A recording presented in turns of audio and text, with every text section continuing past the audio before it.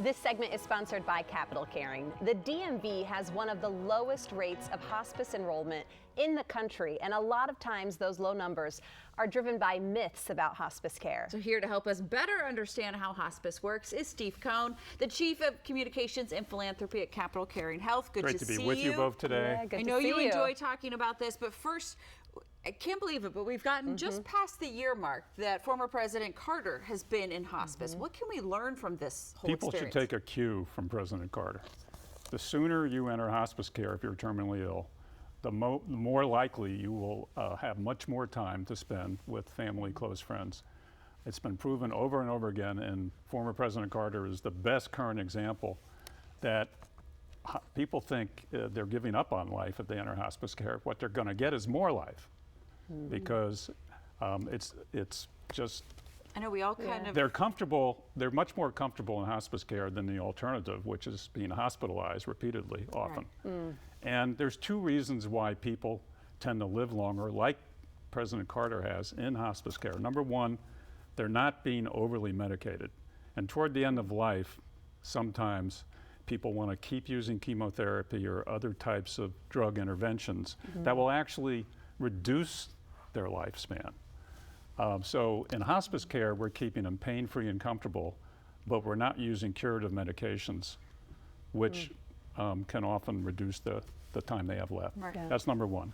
Number two is, it goes without saying that you're much more comfortable mentally and physically if you're being cared for in your home versus in a hospital room. It's not a ding on hospitals. Hospitals are there for curative reasons. Right. We're there for comfort and care reasons. Your home is your home. Yeah. Right. Yeah. Or wherever you reside. It can be assisted living facility, a nursing home, but it's where you're comfortable with your family and friends.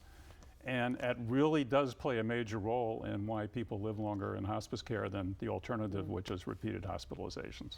We mentioned in the introduction that the DMV has one of the lowest rates of people using hospice care. Yes. Why is that? Why do you think that is? Well, I think there is a feeling that I mentioned a few minutes ago that here they think they're giving up on life if they enter hospice care. And my answer to that is what they're giving up on is a longer life for a better life for a longer period of time.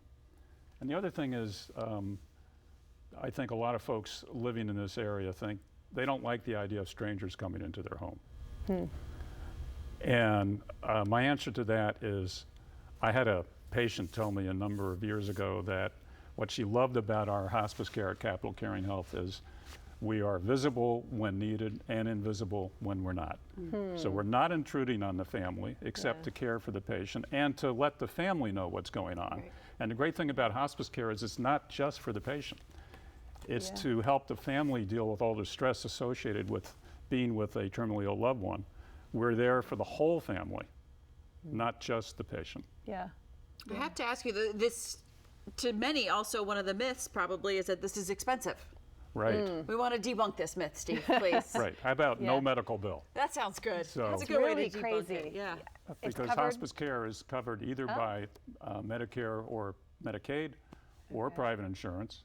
And sometimes people are underinsured or uninsured, and that's why we do philanthropy, which is half of my job and a very important part, so that we cover the costs if insurance doesn't. And that's true of all the not-for-profit hospice groups here and across the country. Okay. So no medical bills, no charge, fabulous care in your home most of the time. So you're just wondering, why aren't people taking advantage of this? They really should. And it's better for the patient, way better for the family, and everyone wins. What is the alternative if someone is terminally ill? What would they face Well, if they the tragedy choose not to is use hospice? that here and elsewhere, people are hospitalized and oftentimes dying alone in an ICU or a hospital room. And at the end of life, there's no reason when that should ever happen. They should be in hospice care, either in the home or one of our facilities like we have at Sibley Memorial Hospital, thanks to the Washington Home Foundation. So, you know, it's really hospice versus hospitalization. The vast majority of the time, the patient and the family are far better off with the hospice alternative. No charge, fabulous care for everyone. Steve, thank you. Yes, it's incredible thank what you all do. Yes, to learn more about what Capital Caring offers, their services, you can find them online at capitalcaring.org.